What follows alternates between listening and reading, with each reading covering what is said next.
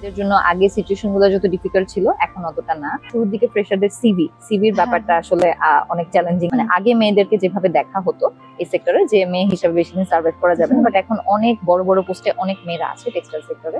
দেন যাদের সাথে কাজ করছি তাদের ওপিনিয়ন নেওয়া, তাদের এক্সপেরিয়েন্স জানা, সেফটি সিকিউরিটি এন্ড ওভারঅল চিন্তা ভাবনা করে এখন কোম্পানি টু কোম্পানি মেয়েদের জন্য অনেক রকম সুবিধা আছে। তো তারা আসলে অনেক বড় রোল মডেল হিসেবে কাজ করে। বুটেক্স রেডিও প্রেজেন্স বুটেক্স আনপ্লাগডের আজকের এই এপিসোডে আপনাদের সবাইকে স্বাগতম। আমরা সকলেই জানি 8ই মার্চ বিশ্ব নারী দিবস। নারী দিবস উপলক্ষে আজকে আমাদের সাথে রয়েছেন একজন মার্চেন্ডাইজার, আমাদেরই বুটেক্স 41 ব্যাচের নিশাত সালসাবিল প্রতীক্ষা আপু। আমরা আপুর কাছ থেকে আজ তার নারী হিসাবে সাফল্য, সংগ্রাম এবং টেক্সটাইল সেক্টরে অগ্রযাত্রার গল্প শুনব। উপস্থাপনায় আছি আমি মুসাদ জাহান মীরা।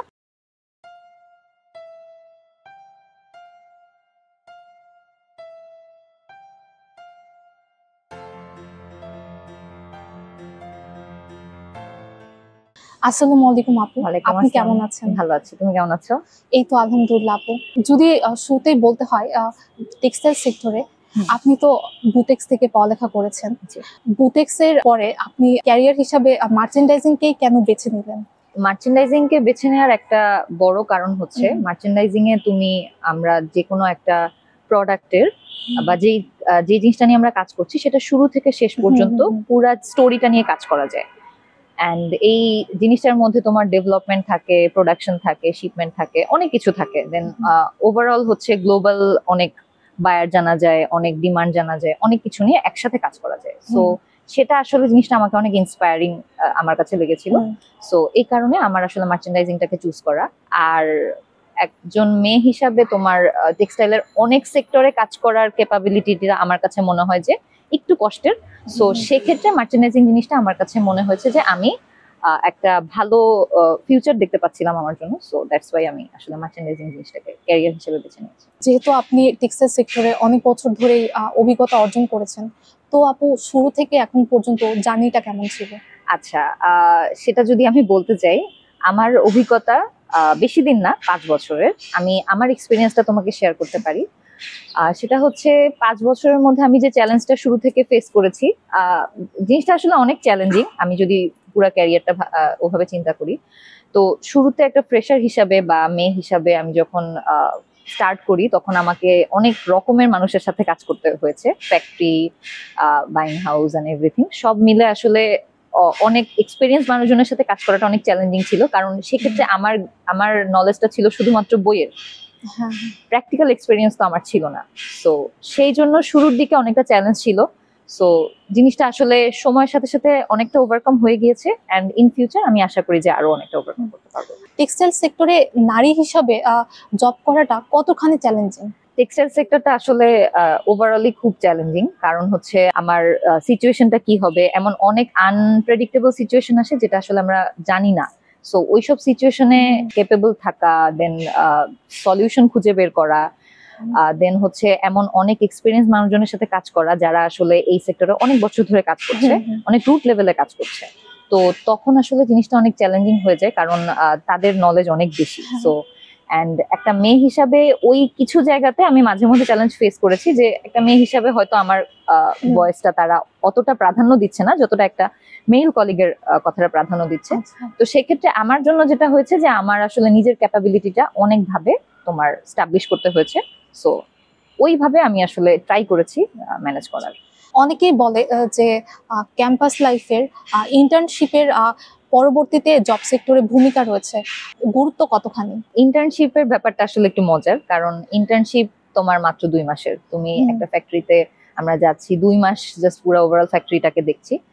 আমরা সবকিছু জানতে পারবো না 2 মাসে, অবশ্যই না। অনেক বছর কাজ করে অনেক কিছু জানা যায় না, কিন্তু এই 2টা মাস আসলে অনেক গুরুত্বপূর্ণ। কারণ আমরা ইন ফিউচার আমাদের ক্যারিয়ারে আমরা কোথায় থাকবো আমরা জানি না, কিন্তু 2টা মাসে একটা ফ্যাক্টরির ওভারঅল সিচুয়েশনটাকে অবজার্ভ করা, একটা ফ্যাক্টরিতে কত রকম সিচুয়েশন হয় সেটা জানা, বা বিভিন্ন যেমন অনেক ধরনের সেক্টর থাকে, dyeing sector, merchandising sector, marketing sector, sample section বা সুইং লাইন, সো এত কিছু একসাথে 2টা মাসে দেখতে পারা, জানতে পারা, এটা অনেক বড় একটা এক্সপিরিয়েন্স। কারণ আমি তো আসলে যখন অফিসে থাকছি তখন ফ্যাক্টরি সিচুয়েশনটা আমার কাছে ক্লিয়ার না। সো আমার ওই 2 মাসের এক্সপিরিয়েন্সটা আসলে আমার জন্য একটা পজিটিভ দিক যে আমি আসলে জানি যে আমি কোথায় কাজ করছি বা আমার পুরো সেক্টরটাতে আসলে কি হচ্ছে।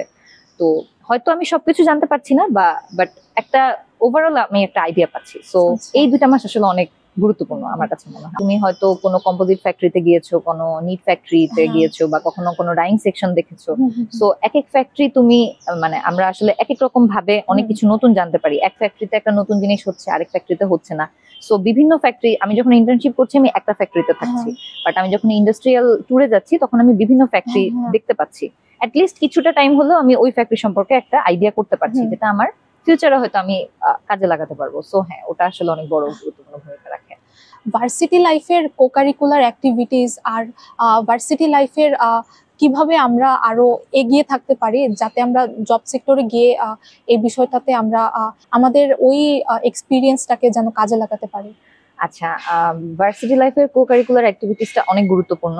কারণ হচ্ছে আমরা শুধুমাত্র যখন পড়াশোনা পরীক্ষা এগুলোর মধ্যে কম্বাইন থাকি, তখন আসলে আমাদের ওই কিছু স্কিল আসলে ডেভেলপমেন্টের সুযোগটা হয় না। যখন আমরা কোনো ক্লাবের সাথে আছি, একটা লিডারশিপ স্কিল ডেভেলপ করার জন্য আমাকে হয়তো কোনো একটা কাজ করতে হচ্ছে।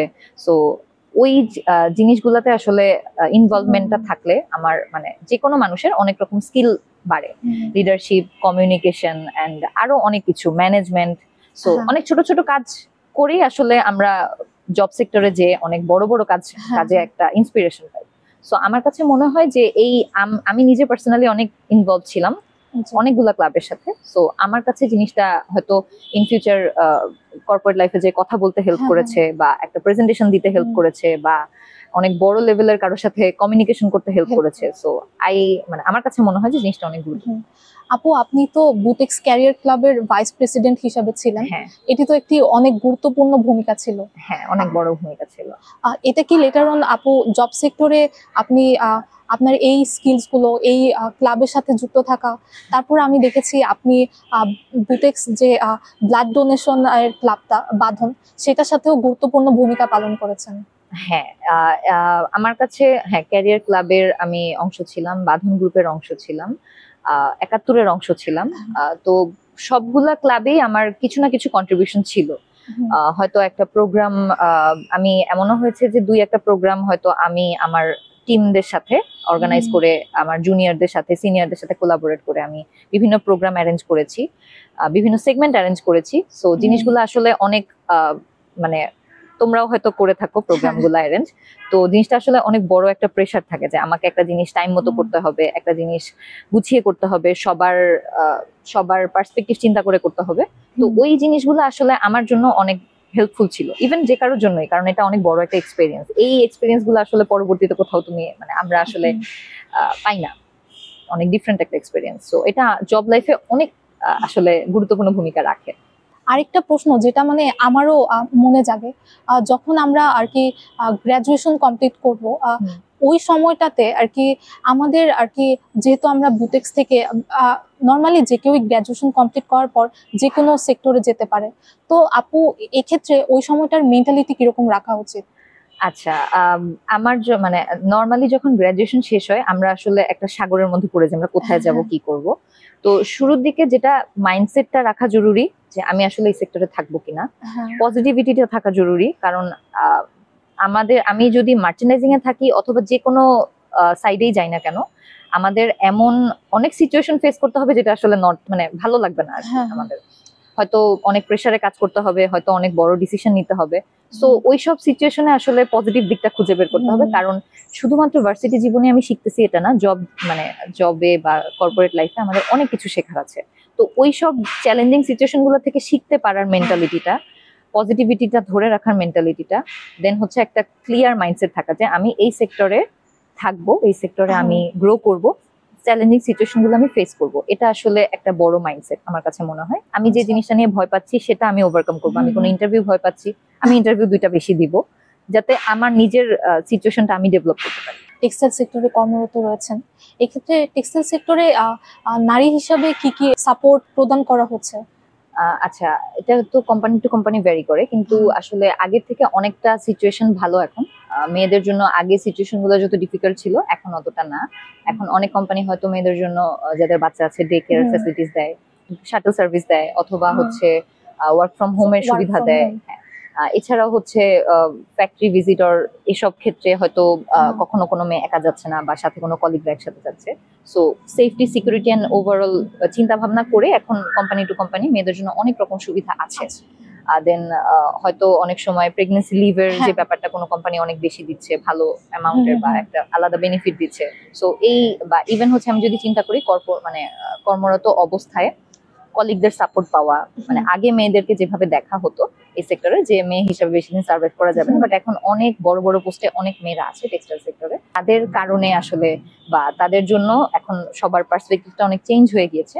তো তারা আসলে অনেক বড় রোল মডেল হিসাবে কাজ করে। আগে যেরকম একটা মিথ ছিল যে টেক্সটাইল সেক্টরে মেয়েদের জন্য না, এখন কি সেই মিথটা একটু ভেঙে যাচ্ছে? মেয়েদের জন্য টেক্সটাইল সেক্টর আসলে যে কারোর জন্য একটু কষ্টের, বাট তুমি যদি বলো যে মিথটা কিরকম, মিথটা আসলে not that much true for now, কারণ অনেক কিছু অনেক চেঞ্জ হয়ে গিয়েছে সময়ের সাথে সাথে। সো এখন আমার কাছে মনে হয় যে আমি যদি বুটেক্স থেকে পড়াশোনা করি, আমি যদি টেক্সটাইল সেক্টরেই জব না করি, তাহলে তো আমার জন্য আসলে আমার পড়াশোনাটা অনেকটা থাকে না যে আমার মন মতো হচ্ছে না। সো ওই জিনিসটাকে কাজে লাগানোর জন্য আসলে টেক্সটাইল সেক্টরে আসা উচিত। 3 মার্চ বিশ্ব নারী দিবস। নারী দিবস হিসাবে আজকে আপু নারীদের নিয়ে আপনার ভাবনা? নারী হিসাবে তো আসলে আমাদের অনেক বড় রেসপন্সিবিলিটিস থাকে ঘরে বাইরে, এন্ড সবকিছু মিলায় আসলে সবার সাপোর্ট থাকলে, ফ্যামিলি, ফ্রেন্ডস এন্ড কলিগদের সাপোর্ট থাকে বলেই আমরা আসলে জবটা কন্টিনিউ করতে পারি যারা মেয়েরা আছি। সো আমার কাছে মনে হয় যে জিনিসটা অনেক মানে সবার সাপোর্ট থাকাটা অনেক জরুরি। একটা নারীর সবকিছুর অবদান যদি আমি চিন্তা করি কর্মক্ষেত্রে, বাসায় এন্ড সোসাইটির প্রতি, সো সেক্ষেত্রে নারীর পাশাপাশি ফ্যামিলি এন্ড ওভারঅল তার সারাউন্ডিং দের সাপোর্ট থাকাটা আসলে অনেক জরুরি, যেটা পাচ্ছি বলেই হয়তো আমরা মেয়েরা জব করতে পারছি। যেহেতু তোমার সাথে কথা হলো বা তোমাদের সাথে কথা হচ্ছে, টেক্সটাইল সেক্টরে মেয়েদের জন্য বলো বা যে কারোর জন্যই অনেক প্রমিজিং একটা জায়গা, কারণ আমাদের বাংলাদেশের পার্সপেক্টিভে আমাদের এই সেক্টরটা অনেক বড় একটা অবদান রাখে। তো এই সেক্টরের সাথে থাকতে পারাটা নিজের কাছে অনেক প্রাউড ফিল করার মতন একটা ব্যাপার, যে আমি এই সেক্টর থেকে অনেক ডিপ কাজ করতে পারছি বা আমার কান্ট্রির জন্য কিছু করতে পারছি, বা আমি যে ইউনিভার্সিটি থেকে পড়ে এসেছি ওটার জন্য আমি কিছু করতে পারছি। তো আসলে জিনিসটা অনেক বড় ভাবে আমি চিন্তা করি, আর আমাদের আসলে সবার এভাবে চিন্তা করলে জিনিসটা আসলে অনেক ভালো লাগবে। আমরা যেহেতু বুটেক্সে পড়েছি এবং যেহেতু টেক্সটাইল সেক্টরটাই মেনলি আমাদের জব সেক্টর, সেক্ষেত্রে আপু যারা টেক্সটাইল সেক্টরে জয়েন করতে চায় তাদের জন্য আপনার কি উপদেশ দেওয়ার মতন আসলে আমি মনে করি যে অতটা এক্সপিরিয়েন্স আমার এখনো হয়নি। আমি জাস্ট আমার পার্সপেক্টিভটা বলতে পারি, কারণ হচ্ছে এখানে এই সেক্টরে অনেক বেশি এক্সপিরিয়েন্স মানুষজন আছে। আমার পার্সপেক্টিভে আসলে শুরুর দিকে কিছু কিছু স্কিল ডেভেলপমেন্ট করা, communication skill, management skill, Excel and পাওয়ার পয়েন্টের উপরে কিছু স্কিল, দেন হচ্ছে একটা সিচুয়েশন হ্যান্ডেল করতে পারার মতন কিছু এক্সপিরিয়েন্স রাখা, যেটার জন্য হয়তো কিছু ক্লাবের সাথে জড়িত থাকা, বা যে কোনো কিছু আর কি হতে পারে, অর্গানাইজ করার একটা মেন্টালিটি রাখা, দেন কোনো কাজ গুছিয়ে করতে পারার একটা মাইন্ডসেট রাখা, এবং হচ্ছে খোঁজ খবর রাখা এবং সবার সাথে যোগাযোগ রাখা, যে আসলে কোন সেক্টরে গেলে ভালো, কারো এক্সপিরিয়েন্স জানা, এই জিনিসগুলো আসলে অনেক বড় একটা হেল্প হয়। আর ইন্টার্নশিপের টাইমটা অনেক গুরুত্বপূর্ণ। আর আরেকটা জিনিস হচ্ছে যে আমাদের শুরুর দিকে ফ্রেশারদের সিভির ব্যাপারটা আসলে অনেক চ্যালেঞ্জিং। আমরা হয়তো স্মার্ট সিভি হয়তো অনেক সময় আমরা বুঝি না যে কিভাবে মেনটেন করতে হবে বা কিভাবে বানাতে হবে বা কিভাবে ইন্টারভিউ গুলা ফেস করতে হবে। সেক্ষেত্রে নিজে নিজে কিছু অ্যানালাইসিস করা, হয়তো কোনো ইউটিউব ভিডিও হতে পারে, হয়তো কোনো কোর্স হতে পারে, বা হয়তো নিজের কোন উইকনেস গুলো আছে ওগুলোর উপরে কাজ করা। এই জায়গাগুলোতে আসলে যদি একটু কাজ করা যায়, বাকিটা আসলে কাজ করতে করতে হয়ে যায়। আর আরেকটা জিনিস হচ্ছে যে কলিগদের সাপোর্ট, মেন্টরদের সাপোর্ট, সিনিয়রদের সাপোর্ট, দেন যাদের সাথে কাজ করছি তাদের অপিনিয়ন নেওয়া, তাদের এক্সপিরিয়েন্স জানা, এগুলো আসলে অনেক বড়, আমার কাছে মনে হয় যে অনেক হেল্প করে। আপনার এই ব্যস্ততম দিন থেকে আমাদের জন্য একটু সময় বের করার জন্য অসংখ্য ধন্যবাদ। কোনো ব্যাপার না, তোমাদের যারা এটা অ্যারেঞ্জ করেছে সবাইকে অনেক ধন্যবাদ, কারণ আসলে ক্যাম্পাসে এসে অনেকদিন পরে জুনিয়রদের সাথে কানেক্ট করতে পারা, এটা আসলে আমার নেচারের মধ্যে ছিল যে আমি আসলে সবসময় কানেক্টেড থাকতে পছন্দ করতাম। তো জিনিসটা আসলে আমি আবার নতুন করে একটা উপভোগ করতে পারলাম যে আসলে জুনিয়রদের এখন কি অবস্থা, আমি যখন এতটুকু ছিলাম আমি কিরকম চিন্তা করতাম, ওরা কিরকম চিন্তা করছে। তোমাদের প্রোগ্রেস দেখে অনেক ভালো লাগছে, কারণ জিনিসটা আসলে শুরু থেকেই শুরু হয়, যে ক্যারিয়ারে আগানোটা আসলে ভার্সিটি লেভেল থেকেই শুরু হয়। তো আশা করি যে তোমরাও অনেকটা আগায় যেতে পারবা আর ওই জায়গাগুলোতে কাজ করতে পারবা, যাতে তোমরা ইন ফিউচার অনেক দূরে যেতে পারো। ধন্যবাদ আপু আমাদের অনুপ্রাণিত করার জন্য। তোমাদেরকে ধন্যবাদ। আজকের এই এপিসোডে নিশাত আপুর অভিজ্ঞতাগুলো আমাদেরকে অনেক কিছু শিখিয়েছে। তিনি আমাদের নারী হিসাবে টেক্সটাইল সেক্টরে এগিয়ে যাওয়ার অনুপ্রেরণা জুগিয়েছেন। বুটেক্স রেডিওর পক্ষ থেকে আপনাদের সকলকে অসংখ্য ধন্যবাদ